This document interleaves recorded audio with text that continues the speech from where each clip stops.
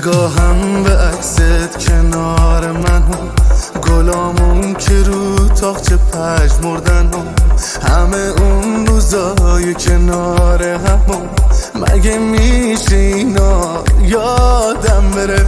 تو نیستی و پرت حواسم به تو، به عکسای تلخ و غم انگیز تو، به این شیشه عطر رو میز تو. مگه میشه اینا یادم بره؟ مگه میشه؟ مگه میشه؟ چشمای تو باسم یه دریا بود، آروم ترین جایه تو دنیا بود، آرامش قلبم.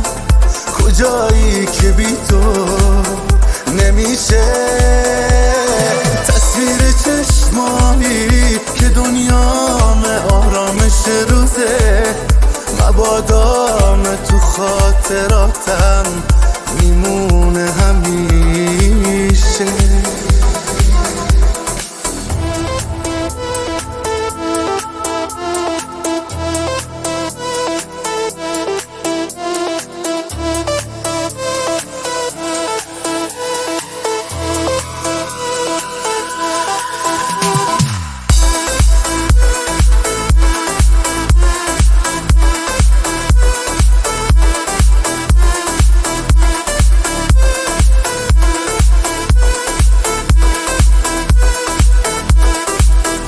هنوز طبق عادت صدات میکنم، هنوزم به یادت یه شم روشنه.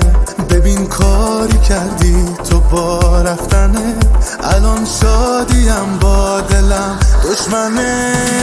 چشمای تو باسم یه دریا بود، آروم ترین جایه تو دنیا بود، آرامش قلبم. کجایی که بی تو نمیشه؟